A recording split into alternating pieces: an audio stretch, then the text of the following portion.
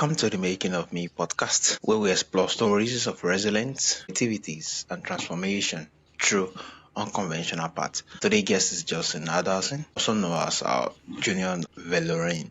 Justin is a network engineer by day and an accidental universe builder by night. From facing battles with depression and grief, he recreates the Vaelorinverse, a dark fantasy world that transforms invisible wound into powerful and explore what survival really look like. His work reach people who might never pick up self-help book, but can find healing and permission to feel true stories. It's really a pleasure and honor to have you on the show. Nice to be here. Yeah, thank you.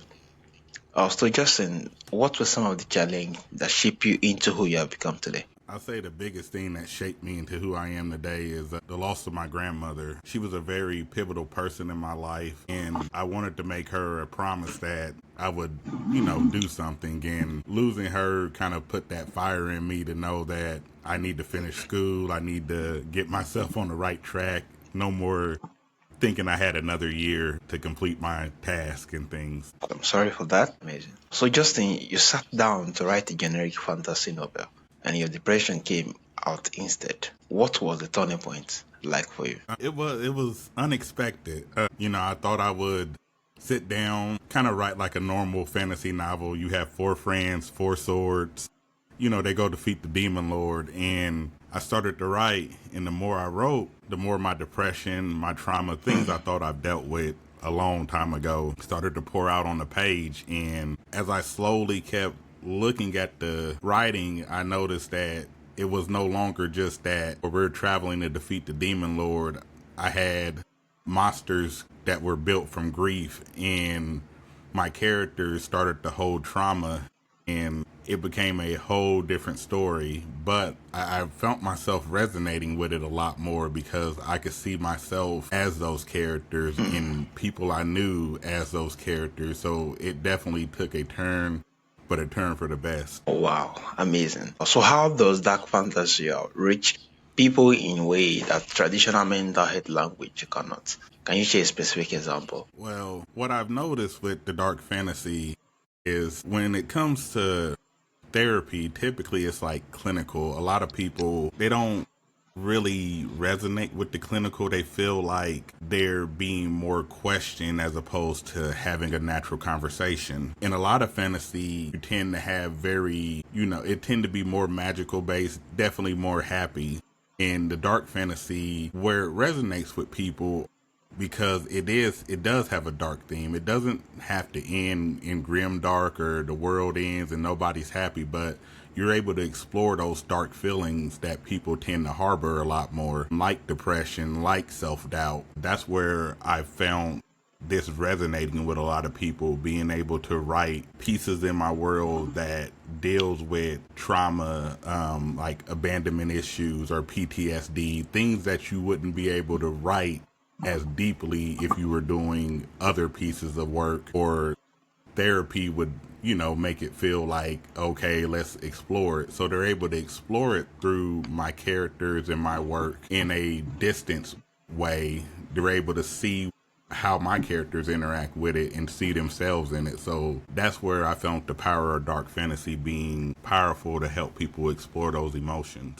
So you created a magic system where trauma literally became power. How does that work and why was it important to you? Yeah, like I said, it really wasn't the plan. And as I continued to build, I started to find my magic system going into a different direction. So my magic system is based around Lucent, and Lucent is your soul energy. Depending on your mental state, depends on how your soul energy interacts. If you're stable, if you're handling things in your life, we all have good times and bad times, but if you're handling things and things aren't overly stressful and kind of breaking you down, your energy tends to be more stable, allowing you to use your magic and not worry about backlash. As your thoughts and as negative things in your life build, same way for us, and your mind start to take a turn for the worse and you're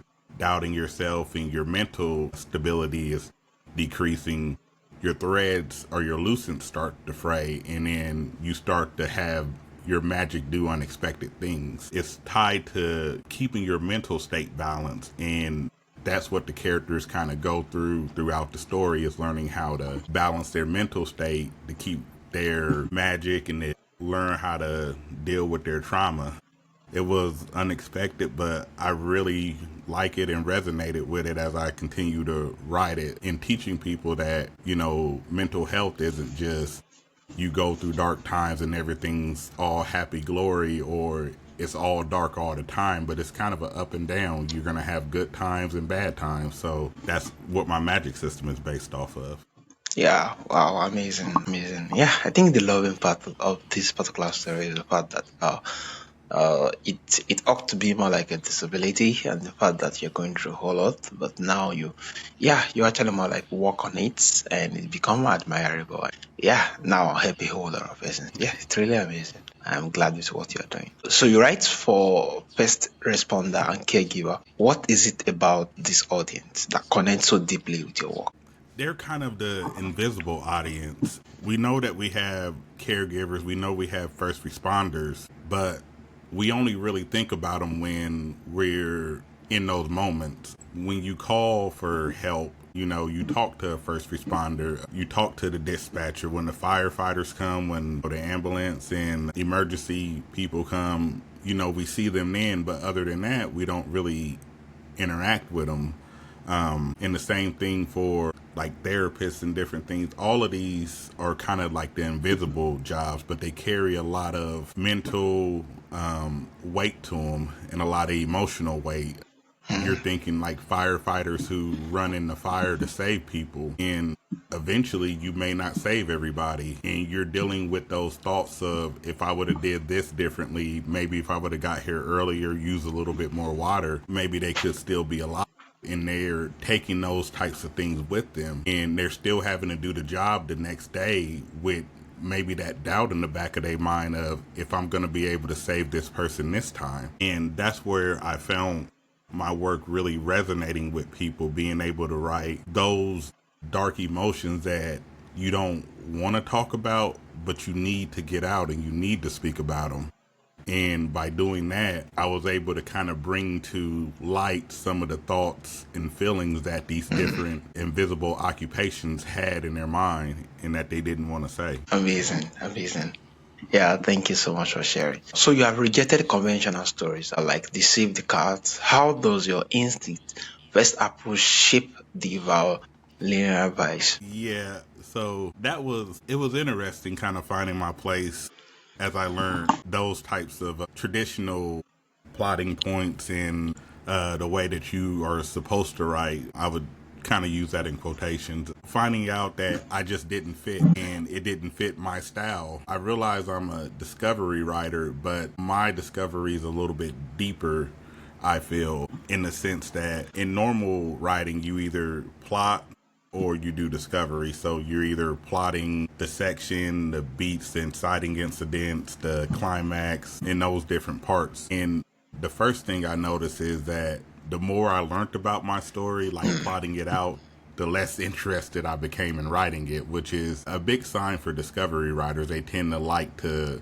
see where things take them as opposed to just knowing everything ahead of time. But then I felt myself digging a little deeper than that, and I didn't know what to call it, because I sit here and I have depression and I'm familiar with that, but I don't have certain types of traumas like PTSD or abandonment issues, things like that, those different types of traumas. But I found myself being able to embody that trauma of my character and almost become that character, like method acting. But in sense, it's doing that with writing, where I'm imitating as I write. I'm breathing, changing my breathing, imitating the grip. Like if they're grabbing a sword, I'm imitating that. And even when they're going through their traumatic moments of, if they're having a breakdown, I find myself imitating that to get the feel in my body so I can write it and put it on the page for people to relate to it. A big thing that has helped my instincts and guide my instincts around this is my mother worked in the mental health field as a caretaker or a case manager for 30 years. And the same as most people, I didn't understand it when I was young. And I was quick to judge. It was like one of those where you're like, well, they're different and you're not understanding. And my mom told me, she's like, they're not different. They're people just like me and you. And in fact, if you didn't know they had a mental illness or if they didn't tell you, you would never know. And that correction really changed the way I looked at things and the way I looked at people. And I became a lot more observant, and she was right. And I learned from that as I observed and watched to see how mental illness affects people, to see how they were treated, to see the stigmas that come with that, and why some people are afraid to admit that they have a mental illness. Like even as simple as depression, you say that to people, oh, you're just sad, you don't have depression. You know, so that really helped my instincts of knowing what's fake and what is just using trauma to move the plot. A lot of times you see that in stories, you see that in movies where they use trauma to move the plot along and then it just goes away. Something really traumatic happened, you know, a person kidnapped or something, and then they find them and everything's fine. It's like, you were kidnapped, you almost died. You're not going to be fine after that. You're going to need a little bit of time, a little help, and they just use it to move the plot along. And I really wanted to avoid that in my book, and my instincts naturally avoid that because I see that it's real and it doesn't go away that fast. Amazing, amazing. Thanks so much for sharing. I think this really speaks volumes. So thank you for sharing. So you build an entire transmedia universe solo while working full time as a network engineer. What kept you going when there was no external validation? What kept me going is the thought of how I was and what I needed during the time my grandmother was dying. She had cancer, so it wasn't just an immediate death. It was losing someone or learning to mourn someone that was still alive. Watching this person slowly change, slowly fade in front of you, where you understand what's going to come, but there's nothing you can do about it. Ooh. That powerlessness and that not knowing how to deal with it. I grew up where, you know, man gotta be tough. We can't cry. We gotta hold everything together. And I wasn't at the point where I was comfortable with therapy. Later on, I did get into therapy and it did help me, but I wasn't comfortable with therapy at that point. But I also needed someone and needed people around, and I didn't have that. So when I started writing and I started noticing that my writing was going into this path of trauma and pretty much like self-discovery, and that it could help people, the thought that kept me going was I didn't have this world when I needed it, so I want to build it for you.